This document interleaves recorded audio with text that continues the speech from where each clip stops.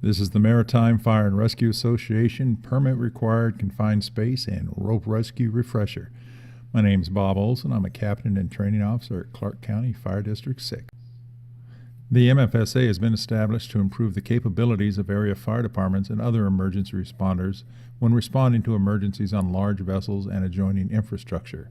This includes operations in confined spaces and other action requiring competency with rope rescue techniques. This presentation is intended to be a refresher for qualified rescue teams participating with the MFSA and is not intended as a complete course in confined space or rope rescue operation. Before attempting any rescue, you must be fully trained in the dangers, the mitigation techniques, and the skills needed to successfully operate in those environments. Confined space defined. A confined space is large enough for an employee to enter fully and perform assigned work, is not designed for continuous occupancy by the employee, and has a limited or restricted means of entry or exit. These spaces may include underground vaults, tanks, storage bins, pits and diked areas, vessels, silos, and other similar areas. A permit-required confined space is a confined space with one or more of these characteristics. Contains or has a potential to contain a hazardous atmosphere, contains a material with the potential to engulf someone who enters the space, has an internal configuration that might cause an entrant to be trapped or asphyxiated by inwardly converging walls or by a floor that slopes downward and tapers to a smaller cross-section, and or contains any other recognized serious safety or health hazard. The most common hazard is atmospheric, particularly oxygen deficiency. Normal atmospheric oxygen is 20.8%. You also have to be concerned with explosive and toxic atmospheres. 29 CFR 1910.146 says in part, before an employee enters the space, the internal atmosphere shall be tested with a calibrated direct reading instrument for oxygen content, for flammable gases and vapors, and for potential toxic air contaminants in that order. The next most common hazard encountered is entrapment or hidden dangers. Every responder and every team must develop guidelines and training to deal with entrapment hazards. This may require the use of containment tools, positive pressure ventilation pumps, or any other tool or method required to mitigate the hazard. In order to prevent exposure and reduce the danger, every responding team must have some basic equipment and training in that equipment. This includes positive pressure ventilation, respiratory protection, whether it's an SCBA or a supplied air system, some type of hoisting device like a tripod, a lockout tagout system, and a rope rescue equipment package. Before attempting a rescue in a permanent confined space, you must identify a qualified attendant, qualified rescue supervisor, and qualified rescue team members, just like these guys.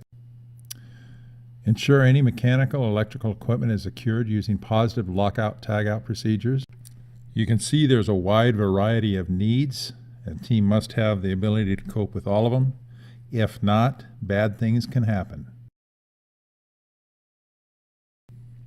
Before attempting a rescue in a permanent confined space, you must monitor the area around the entrance prior to opening a closed access, monitor the atmosphere immediately inside the access point, using a direct reading monitor, such as you see these folks doing prior to entering this confined space.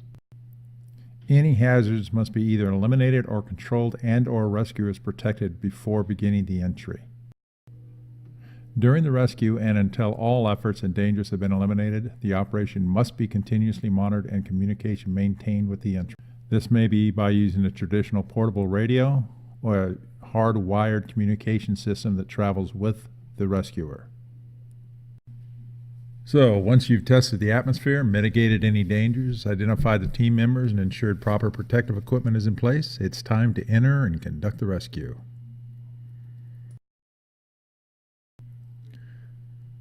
The following illustrations are for example only. Neither the MFSA nor I endorse any manufacturers identified in the illustrations, and the equipment shown is a very limited example of what is available in the marketplace. The rope equipment and techniques rescuers use in confined space rescues and other rescues using rope systems are identical. The only difference between the rescues are the challenges. Whether you're going down a cliff or up out of a canyon, off of a high tower, down the outside of the ship, or working inside the confined spaces of a ship. The equipment rescuers may need in any given situation is determined by the facts of the operation. Every rescue team must plan for whatever rescues may occur in their jurisdiction and purchase and train with the appropriate equipment before the need arises. We'll start with rope, which is the foundation of the rescue system. It's used for hauling, for rappelling, for safety, and even for tensionless anchors. It has to be life safety rated. Usually it's a 1/2 inch or 12.7 millimeters, and it comes in varying colors, and a different color should be used for each person involved, the rescuer, the victim, and the safety line.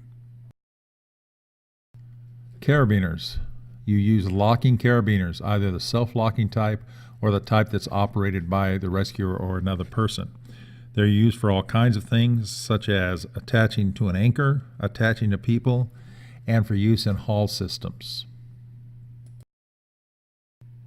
Anchor straps. They have to be life safety rated. They're usually nylon straps, but you can use life safety rope as a tensionless anchor.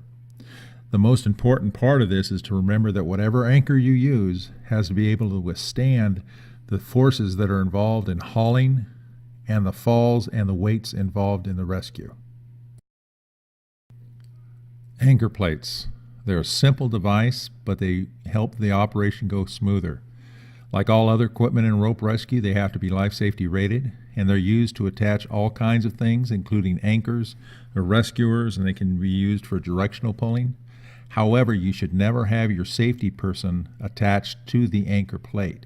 They should be attached to an entirely separate anchor. Rappelling devices. They are used to lower the rescuer to the victim. In a confined space rescue, the rappelling device will actually be outside of the space and operated by personnel outside the space. In a rope rescue situation, the rappelling device is attached to the rescuer themselves, and this allows the rescuer to control their descent. Mechanical advantage. Mechanical advantage is nothing more than using ropes and pulleys to move a weight with much less difficulty. The mechanical advantage is introduced by moving pulleys. If you do not have a moving pulley, then it is an anchor pulley, and it does not add to the mechanical advantage. The amount of pulleys determines the amount of mechanical advantage. However, be aware that too much mechanical advantage can harm a rescuer should the rescuer become stuck on something, or mechanical advantage, the force will be transferred to the anchor point, and the anchor may give way if it is not anticipated properly. The pulleys form the mechanical advantage system. However, there has to be a method for the pulleys to grab the rope, and we use what are called rope grabs. There are two types. The first is mechanical, which is metal and uses a cam to wedge against the rope and grab the rope. The other is using a knotted prusik cord, and placing that cord onto the rope properly creates a prusik knot. That knot grabs onto the rope, and this is what allows the pulleys to pull the rope. Either device is acceptable. However, many people prefer the prusik since it is gentler on the rescue rope. Finally, for this review, we have harnesses. The first harness is the full body harness, and this is the one actually required in confined space operations, even rescues. The purpose of the full body harness is to allow better control of the rescuer as they enter the confined space, especially if they're being hoisted vertically. This allows the attachment of two lines, the primary and the safety backup line, as required by OSHA, but also should the worker or rescuer become injured or unconscious, it allows a vertical hoist of the person in a near vertical position, which allows easier access to the person and allows them to exit a vertical confined space much easier. As far as rope rescue goes, a seat harness is the most popular. The seat harness allows much better flexibility for the rescuer and allows easier attachment to the victim in order to pick the person off or hook them to the rescuer's harness and raise and lower them. It also allows for a much easier rappelling for the rescuer. That is the end of this review. Again, there is a tremendous amount of information and training needed beyond this refresher to safely and successfully conduct confined space and rope rescue operations. If you have any questions, you can contact the MFSA, your training officer, or me. Good luck with your operations, and remember that we take risks, but we don't take stupid chances. For more information on this video, contact me directly at 971-404-4147 or www.anexcitinglife.com.